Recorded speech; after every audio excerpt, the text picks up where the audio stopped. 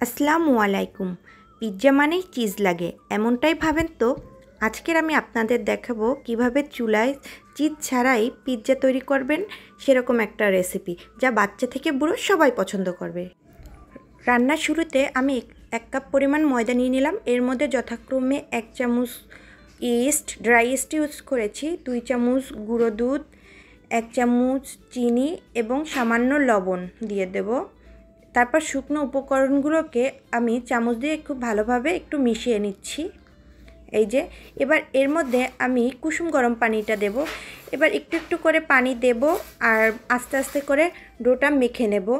আমি রুটির মতো একটা ডো তৈরি করব, এর থেকে খুব নরমও না এবং খুব শক্তও না। আপনারা একেবারে যদি শুরুতেই পানিটা বেশি দিয়ে দেন তাহলে কিন্তু ডোটা নরম হয়ে যাবে।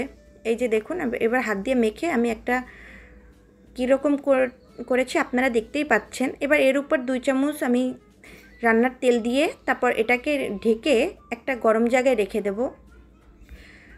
এটা যতক্ষণে রেস্টে থাকবে ততক্ষণে আমি একটা সস বানিয়ে নেব। যেহেতু চিজ ইউজ করছি না, আমি এখানে 1.5 টেবিল চামচ পরিমাণ রান্নার তেল দিয়ে তার মধ্যে 1 টেবিল চামচ পরিমাণ ময়দা দিয়ে দিয়েছি। এবার ময়দাটাকে এই তেলের সাথে অল্প আছে কিছুক্ষণ 1 মিনিটের মতো একটু ভেজে নেব, যাতে ময়দার কাঁচা গন্ধটা দূর হয়ে যায়। এই যে এটা আমার ভাজা শেষ। এবার চুলাটাকে বন্ধ করে দেব। তারপর এর মধ্যে আমি দিয়ে দেব দুধ। আমি এখানে গুঁড়া দুধটাকে গুলিয়ে রেখেছিলাম 2 টেবিল চামচ দুধের সাথে 1/3 কাপ পানি।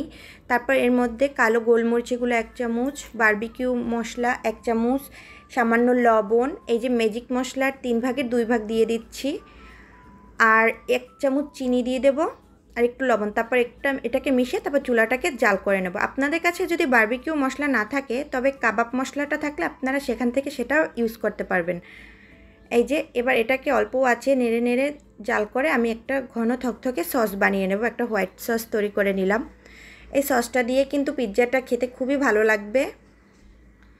এই যে দেখুন আমার সসটা একেবারে রেডি। এবার এটাকে উঠিয়ে আরেক পাশে একটা বাটিতে রেখে দেব।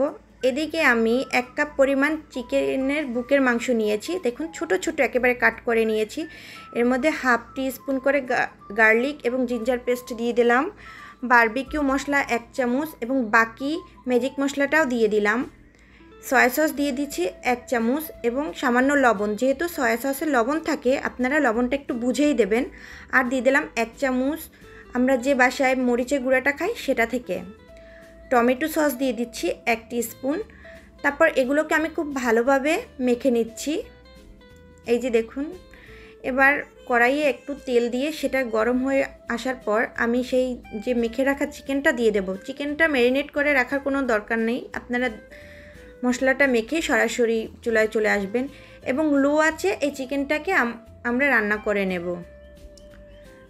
চিকেনটা কিন্তু কোনো পানি ইউজ হবে না, এভাবেই উল্টে পাল্টে রান্না করতে হবে। এই যে দেখুন, আপনারা চেষ্টা করবেন চিকেনের পিসগুলো খুবই ছোট ছোট করে কাটতে, তাহলে হবে কি পুরা পিৎজা জুড়ে চিকেনের পিসগুলো ছোট ছোট হবে এবং ছড়িয়ে দিতে সহজ হবে এবং বাইটে বাইটে আপনারা চিকেনটা পাবেন, খেতেও ভালো লাগবে। আমার চিকেনটা কিন্তু অলমোস্ট রান্না শেষ। আপনারা দেখতে পাচ্ছেন লুকটা কেমন এসেছে। এই যে চিকেনটা আমার রান্না হয়ে গেছে। এবার এটাকে আমি সুন্দরভাবে তুলে আরেক সাইডে বাটিতে রেখে দেব। আর ওদিকে যে আমি ময়দার যে খামিরটা তৈরি করে রেখেছিলাম সেটা কিন্তু আমি আমার চুলার পাশেই রেখেছিলাম, যাতে একটু চুলার পাশে গরমে ইস্টটা অ্যাক্টিভ হতে পারে খুব ভালোভাবে। আর দেখুন এটা কতটা ফুলে উঠেছে। এবার এটাকে হাত দিয়ে প্রায় 4 থেকে 5 মিনিটের মতো খুব ভালোভাবে মথে নিতে হবে। এই যে দেখুন খুব ভালোভাবে আমি মেখে নিচ্ছি। এবার এটাকে একটা বোর্ডের উপর খুব সুন্দরভাবে একটা গোল শেপ তৈরি করে বেলে নেব একটা রুটির মতো। কিছুটা ময়দা ছড়িয়ে দিচ্ছি। এই যে একটা আমরা যে পাতলা রুটি খাই তার থেকে একটু মোটামুটি পুরো একটা রুটি তৈরি করে নিচ্ছি। পিৎজার মোল্ড না থাকলে স্টিলের প্লেটের উপর সামান্য একটু সয়াবিন তেল ব্রাশ করে তার উপর হালকা ময়দার গুঁড়া ছিটিয়ে তারপর আপনারা প্লেটটাকে রেডি করে রাখবেন। এর উপর দেখছেন আমি রুটিটাকে দিয়ে তারপর উপরে কাঁটা চামচ থেকে এভাবে ছিদ্র করে নিচ্ছি যাতে রুটিটা ফুলে না ওঠে। এবার এর উপর আমি সস দিয়ে দিলাম, টমেটোর সস 1 চামচ দিয়ে সসটাকে পুরো এই যে রুটিটার উপর স্প্রেড করে নিচ্ছি। তারপর আমি এর উপর দিয়ে দেব যে সসটা আগে থেকে তৈরি করে রেখেছিলাম। একটু চেষ্টা করবেন সসটা বেশি করেই দিতে, তাতে খেতে কিন্তু খুব ভালো লাগবে। সেই আমি পুরো সসটাই দিয়ে দেব এর উপরে। এই যে আমার সসটা পুরো দিয়ে দেওয়া হয়ে গেছে।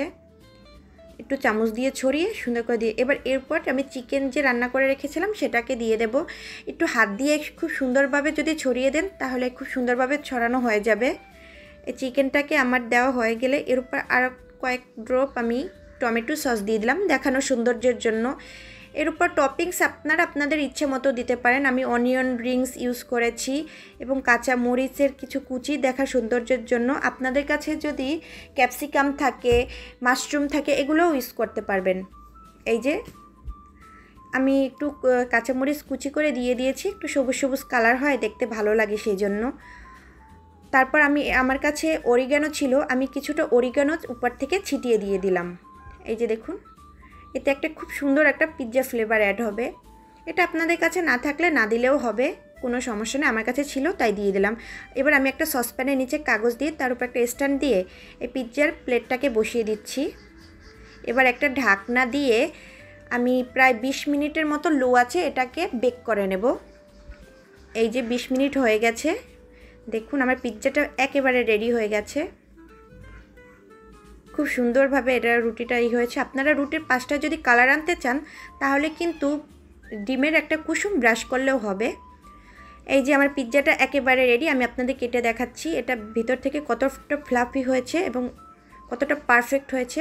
আপনারা না খেলে বুঝতেই পারবেন না যে এটা চিজ ছাড়া তৈরি এবং বাসায় তৈরি একটা পিৎজা। এটা খুব মজাদার, বাসায় অন্তত একবার বানিয়ে খেয়ে দেখুন, গ্যারান্টি দিচ্ছি বাচ্চা থেকে বুড়ো সবাই পছন্দ করবে। এটা এতটাই মজাদার এবং বানানো এতটাই সহজ। সুতরাং আজকের মতো বিদায় নিচ্ছি, আল্লাহ হাফেজ।